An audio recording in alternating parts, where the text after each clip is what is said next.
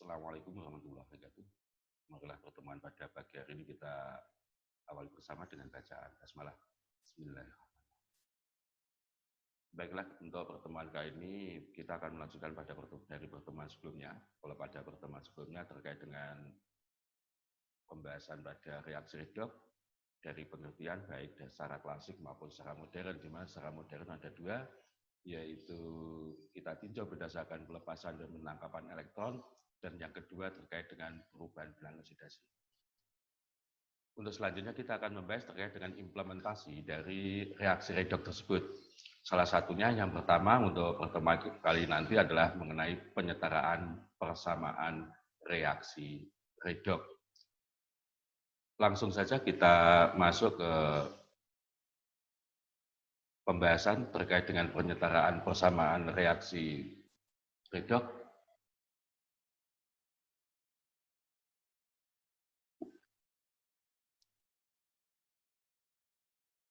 Jadi materi ini merupakan materi kelas 12 meter Gasal terkait dengan penyetaraan persamaan reaksi redox. Kalau kita perhatikan beberapa contoh, kita sedikit ke contoh yang pernah saya berikan sebelumnya, dari beberapa contoh persamaan reaksi redox. Perhatikan contoh-contoh ini. Ini semuanya adalah persamaan reaksi redox. Kalau misalnya saja ada tugas bagi kita untuk menyetarkan persamaan reaksi tersebut, nampak cukup mudah ya. Kita sudah belajar penyetaraan persamaan reaksi di kelas 10, dan ini semua yang saya tunjukkan adalah persamaan reaksi redox, dan insya Allah kita cukup mudah untuk menyelesaikan, yaitu menyetarkan persamaan reaksinya. Sekarang kita lihat beberapa persamaan yang lain, jadi mungkin 1, 2, 3, 4, 5, 6, 7 yang saya tunjukkan itu cukup mudah. Sekarang saya tunjukkan contoh yang lain. Ada 8 contoh. Ya, nampaknya ini agak beda. Ada beberapa persamaan yang cukup panjang, melibatkan banyak molekul, seperti yang contoh yang KMNO4 itu, jadi yang ini dan yang ini masing-masing melibatkan 7 molekul.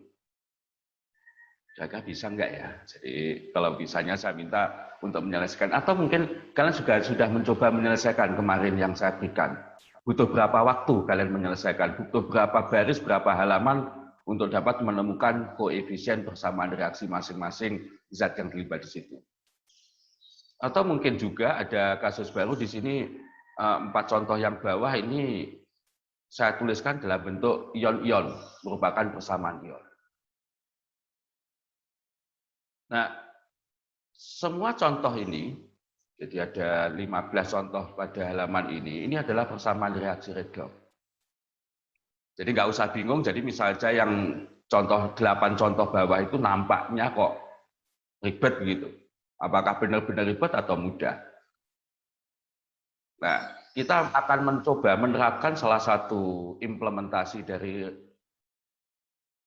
konsep reaksi redox di dalam penyetaraan persamaan reaksi redox.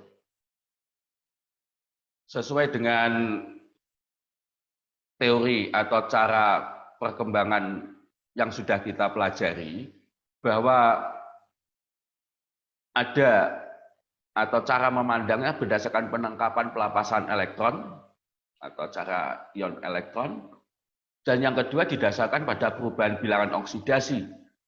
Maka nanti dalam menyetarkan persamaan reaksi, kita juga dapat menggunakan 2 metode, yaitu metode setengah reaksi atau cara ion elektron, dan yang kedua adalah metode bilangan oksidasi. Jadi langsung kita mengimplementasi. Langsung saja kita langsung masuk ke dalam pembahasan ini. Jadi yang pertama yang saya bahas itu dengan metode bilangan oksidasi. Ya, sebelumnya saya sampaikan, mana yang lebih baik antara 2 metode tersebut. Yang jelas kalau kita cara menyelesaikannya dengan benar, kedua cara ini dapat dipergunakan untuk persamaan reaksi yang sama akan menghasilkan koefisien yang sama juga tentunya. Jadi apakah menggunakan metode setengah reaksi ataukah bilangan oksidasi? Dua cara ini masing-masing memiliki ketepatan. Jadi kalau kalian nanti akan menerapkan mana yang lebih mudah, mana yang lebih tepat? Kalau lebih mudah tergantung kita masing-masing. Kalau lebih tepat sebetulnya keduanya harus menghasilkan hasil yang sama. Hanya saja sesuai dengan namanya, maka sebetulnya ini memiliki kekhasan, ketepatan kita menggunakan. Bukan hasilnya, kalau hasilnya tepatnya sama, tapi kalau kapan kita menggunakan? Metode bilangan oksidasi akan lebih tepat apabila kita menemukan persamaan reaksi dalam bentuk molekul-molekul. Jadi kalau tadi saya contohkan KMNO4, bla bla bla bla, yang 4 contoh yang tengah tadi, itu akan lebih tepat apabila kita menggunakan cara metode bilangan oksidasi. Sedangkan yang 4 bawah itu akan lebih tepat akan menggunakan metode setengah reaksi. Tetapi sekali lagi yang bawah pun dengan metode bilangan oksidasi bisa, yang atas pun dengan cara setengah reaksi juga bisa gitu. Hanya ketepatannya. Nah, masing-masing memiliki kelebihan dan kelemahan. Ini kalau menurut pengalaman saya dalam menyelesaikan beberapa soal, kalau kita menggunakan metode bilangan oksidasi, itu sangat cepat. Jadi nampak mudah begitu menyelesaikannya. Cepat dan membutuhkan tempat pengerjaan itu hanya sedikit. Mungkin cukup 3-4 baris itu selesai. Itu metode bilangan oksidasi. Tapi kalau menggunakan cara setengah reaksi, itu waktu yang dibutuhkan menyelesaikan agak lama dan membutuhkan beberapa baris agak banyak, bisa sampai 10 baris untuk menyelesaikan itu. Kelebihan dari setengah reaksi, keakuratannya bisa lebih, ya sekali lagi sebetulnya sama ya nanti ketepatannya, tetapi ketika kita ada satu kesalahan, kita sangat mudah untuk mendeteksi. Jadi bisa saja kita sekali mengerjakan yakin gitu, karena memang keakuratan untuk penyelesaian itu lebih bagus dibandingkan dengan metode bilangan oksidasi. Karena kalau sedikit saja kita teledor pada metode bilangan oksidasi, hasilnya akan tidak tepat dan untuk mendeteksi di mana tadi ketidaktepatan harus mengulang lagi pekerjaan itu. Jadi tidak mudah untuk mendeteksinya. Gitu. Jadi sekali lagi keduanya memiliki kelebihan dan kekurangan dan ketepatannya di mana kita akan menerapkan. Untuk metode bilangan oksidasi, nanti beberapa langkah yang harus kita lakukan. Saya agak cepat ini, karena nanti yang penting justru dalam penerapan. Gitu. Jadi yang pertama, menentukan bilangan oksidasi setiap atom yang terlibat dalam reaksi. Dan tentunya nomor 2 adalah menandai atom-atom yang mengalami perubahan. Dan sekaligus kita hitung berapa kenaikan dan penurunan dengan tanda plus dan minus. Jadi saya tandai yang naik itu plus, yang turun minus. Jadi mana yang mengalami reaksi oksidasi, mana yang mengalami reaksi reduksi. Berikutnya yang nomor 4, tentukan jumlah atom yang mengalami perubahan bilangan oksidasi sebelum dan sudah reaksi. Kalau tidak sama, nanti kita tulis bilangan perkaliannya. Nanti bagaimana yang dimaksud dalam contoh ya. Yang kelima, menyetarakan koefisien dengan cara kita gunakan bilangan positif dan negatif tadi kita jadikan koefisien, tapi kebalikannya bagaimana dimaksud nanti kita lihat. Dan berikutnya adalah mengalihkan masing-masing koefisien dengan bilangan perkalian ini. Nomor 6, jika persamaan reaksi dalam bentuk persamaan ion, maka kita menyetarakannya, kita melihat jumlah atom O yang tidak sama dengan cara menambahkan H2O pada ruas yang kekurangan, kemudian kita menambah ion H plus-nya di ruas yang sebelumnya. Dan terakhir, jika suasananya basah, kita harus menghilangkan ion H plus dengan cara menambahkan di kedua ruas dengan ion OH-. Langsung saja kita ke contoh pertama ya. Kita lihat tadi contoh pertama yang panjang tadi, saya ambil salah satu contoh di situ, misalnya ini KMNO4 plus FeSO4 plus H2SO4 menghasilkan MnSO4, Fe2SO4 3 kali, K2SO4 plus H2O. Ini maaf saya tidak menuliskan fasa zatnya supaya tidak nambah ribet, saya hanya menuliskan rumus kimianya saja. Langkah pertama, seharusnya kita menentukan semua bilangan oksidasi dari semua atom. Sekali lagi saya tekankan bilangan oksidasi adalah milik sebuah atom. Jadi biasanya kita tuliskan di bawahnya ini kecil. Langkah kedua kita akan menandai mana atom-atom yang mengalami perubahan bilangan oksidasi. Dan ini kalau kalian tepat nanti ternyata hanya ada 2 atom yang mengalami perubahan, yaitu atom Mn dan atom Fe. Di mana atom Mn itu dari plus 7 menjadi plus 2. Sementara Fe dari plus 2 menjadi plus 3. Sekali lagi yang di kanan Fe2SO4 itu yang saya tulis plus 3 adalah sebuah atom Fe. Itu adalah plus 3. Setelah kita tuliskan atau kita tandai atom yang mengalami perubahan bilangan oksidasi, yaitu Mn, di mana Mn di sini mengalami penurunan dari plus 7 menjadi plus 2. Mengalami penurunan, yaitu min 5. Sementara Fe di sini dari tadi min 5 tadi berarti reaksinya reaksi reduksi ya. Sementara Fe di sini mengalami peningkatan atau kenaikan bilangan oksidasi dari plus 2 menjadi plus 3. Berarti mengalami kenaikan sebanyak hanya 1, yaitu plus 1. Karena ini plus berarti adalah reaksinya reaksi oksidasi. Selanjutnya kita jangan tergesa-gesa. Kita cek jumlah atom yang mengalami perubahan bilangan oksidasi sebelum dan sudah. Mn di sini sebelum reaksi ada berapa di sini nih? Kita nggak melihat semuanya ya, tapi hanya pada molekul ini. Pada molekul ini Mn jumlahnya berapa? Hanya 1. Mn di ruas kanan di molekul ini jumlahnya juga 1. 1 menjadi 1 berarti kali 1. Ya kita tulis, tetap saya tulis. Saya tuliskan dalam tanda kurung untuk menunjukkan bahwa faktor pengalian atom ini antara ruas kiri dan ruas kanan itu adalah 1.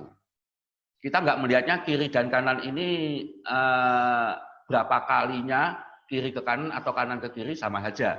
Jadi seandainya itu yang lebih banyak itu kiri, nanti ya sama aja. Jadi contoh Fe di kiri ini ada 1.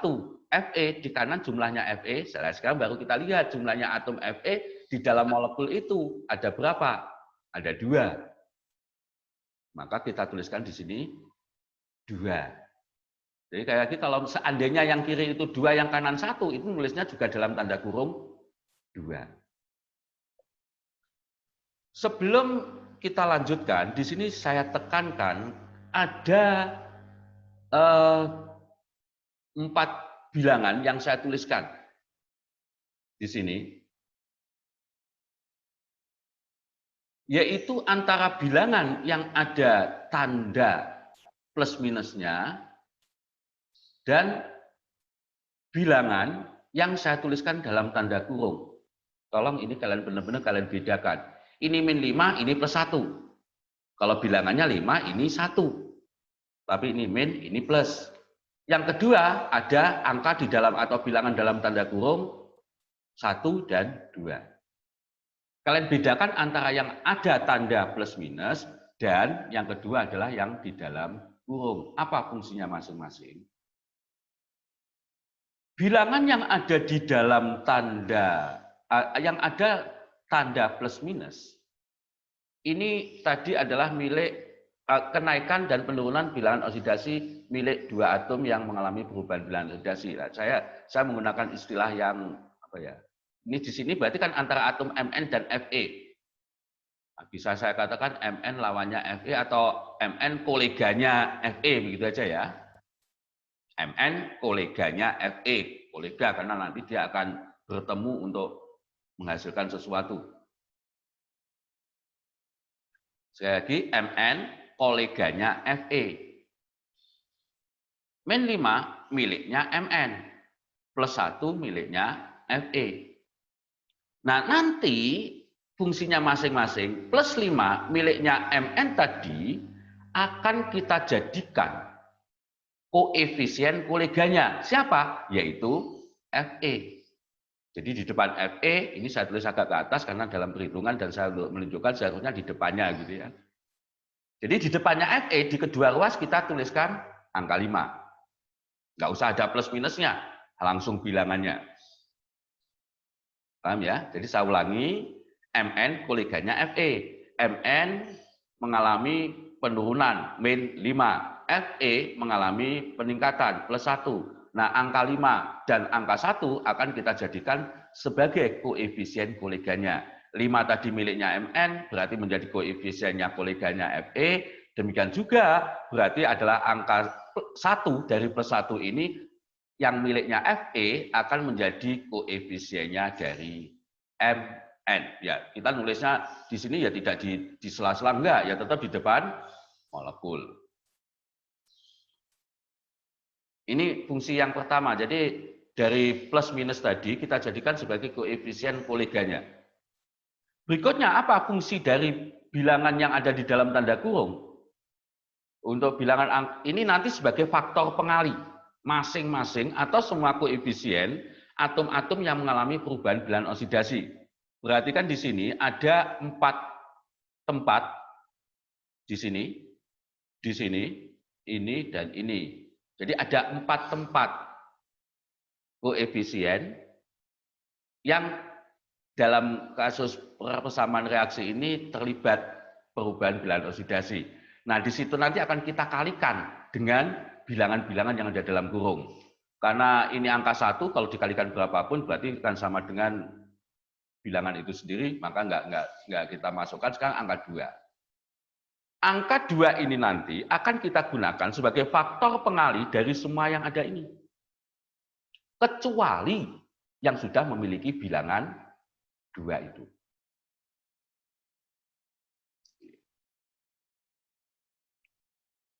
Angka 5 yang belakang nggak perlu dikalikan karena sudah memiliki angka 2. Jadi gitu ya.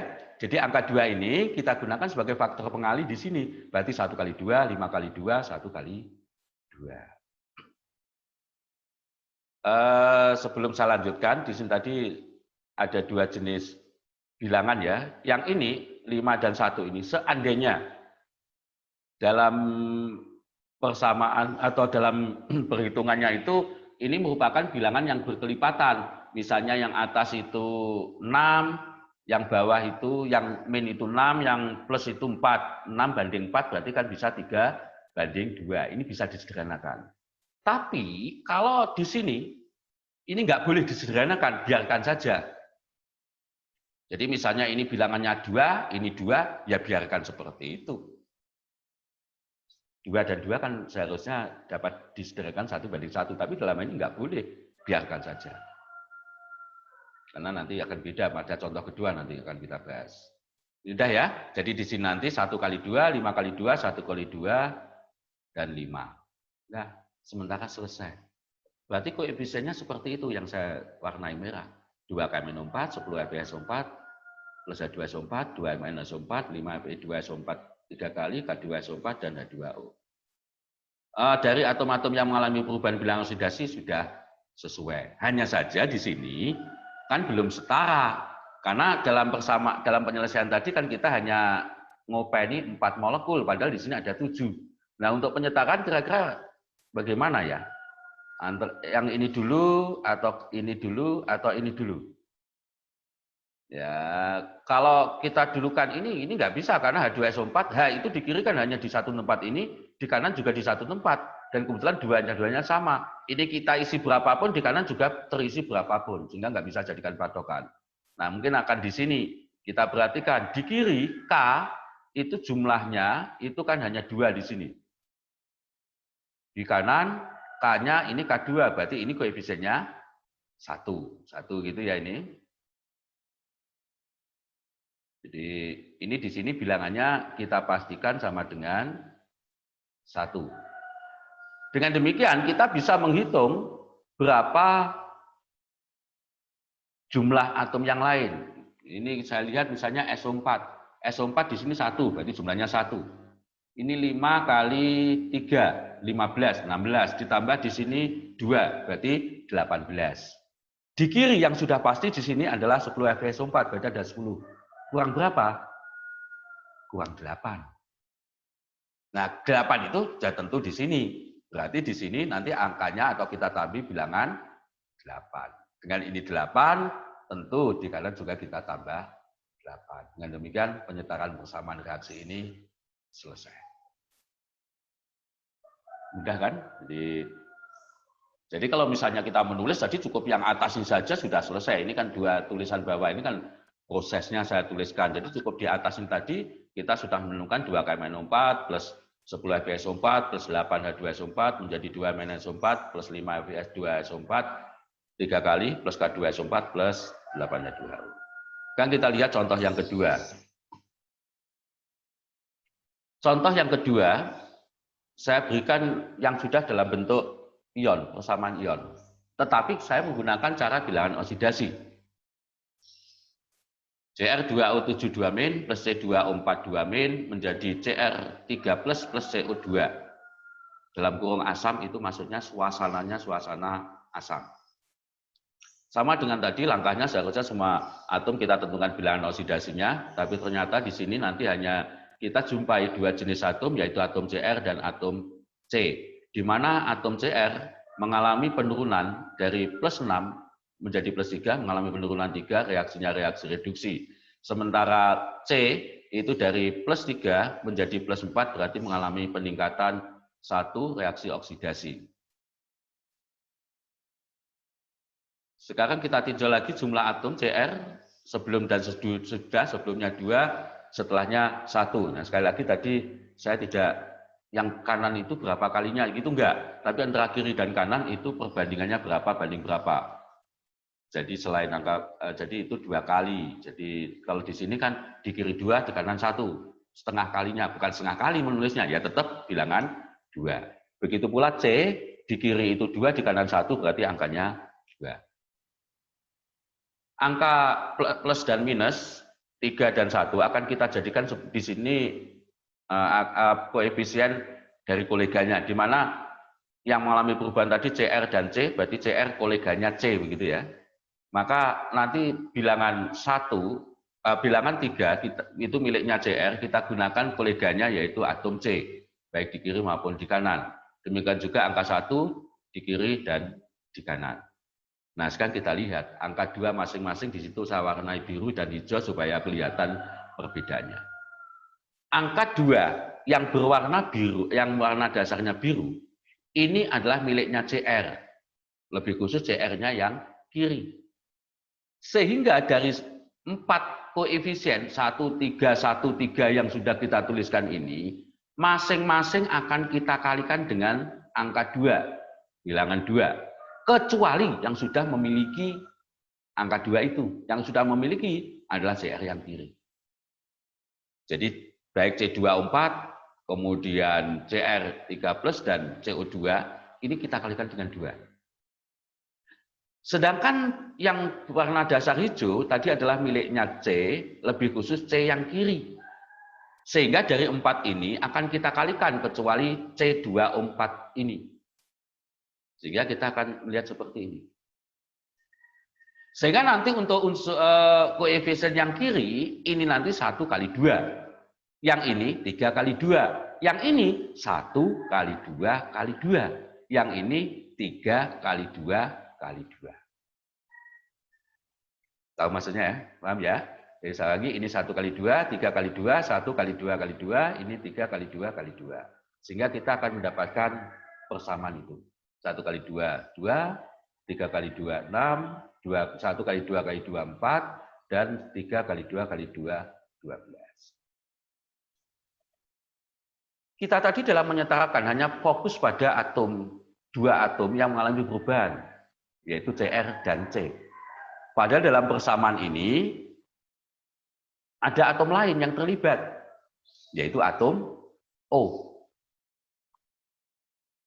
Apakah Kalau CR dan C kita yakin karena sudah menyetarakan sesuai dengan prosedur, maka yakin sudah setara. Tapi sekarang atom O-nya apakah sudah sama? Sudah setarakah antara kiri dan kanan? Kita hitung saja. Yang kiri itu ini kan 7 kali 2. 14 ya. Jadi ini ada 14. Kemudian di sini 6 kali 4. 24 ya. Yang ini 0, yang ini 12 kali 2, 24. Berarti yang kiri itu adalah 14 plus 24, sementara yang kanan jumlahnya 24. Sama enggak? Enggak sama. Berapa selisihnya? Ya kita hitung 14 plus 24, atau ini kebetulan ada angka yang sama, ya langsung saja kita coret gitu aja ya. Ini dengan ini sama ya. Berarti selisih atau bedanya itu adalah sebanyak 14. Nah, bagaimana sekarang untuk menyamakan atau menyetarakan? Maka untuk menyamakan dari jumlah atom yang belum sama, pada ruas yang kekurangan atom O, ini kan yang di kiri 14, yang di kanan sekarang sudah nggak ada ya, selisihnya 14, yang kekurangan, berarti yang kurang kan kanan. Di ruas yang kekurangan ini kita tambahkan molekul H2O sebanyak kekurangan atom O-nya. Jadi kalau kiri tadi kelebihan 14O, berarti yang kanan harus kita tambahkan 14 H2O ini. Kita menambahkan 14 H2O, padahal di kiri hanya nggak ada.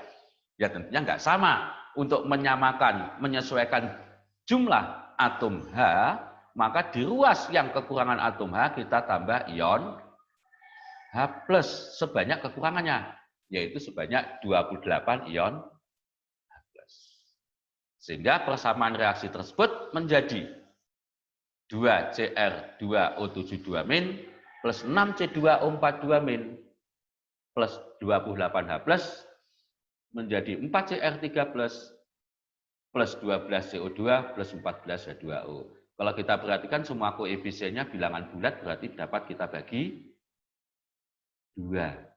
Sehingga kita akhirnya mendapatkan CrO72- plus 3C2O42- plus 14H+ menjadi 2Cr3+ plus 6CO2 plus 7H2O. Kita buktikan lagi jumlah atom O-nya ya. Jumlah atom O di sini 7 ditambah 4 kali 3, 12, 7 tambah 12, 19. Yang ruas kanan ini ada 6 kali 2, 12, tambah 7 kali 1, 7, 7 tambah 12, 19. Sama. Kalau kita perhatikan jumlah muatannya, di sini ada 2 min, di sini 3 kali 2 min, 3 kali 2 min, 6 min, 6 min ditambah 2 min, berarti 8 min, 8 min ditambah 14H+, berarti sama dengan 6+. Di ruas kanan, 2 kali 3+, berarti juga 16. Berarti persamaan ini sudah setara. Juga mudah ya. Kelihatannya tadi kan ribet, sulit, tapi ternyata tidak. Itu insya Allah nanti silakan bisa coba dari beberapa contoh soal tadi yang saya berikan, kalian bisa mencoba, coba selesaikan dengan cara bilangan oksidasi. Dengan cara setengah reaksi akan kita selesaikan nanti pada pertemuan berikutnya. Saya rasa itu untuk pertemuan kali ini.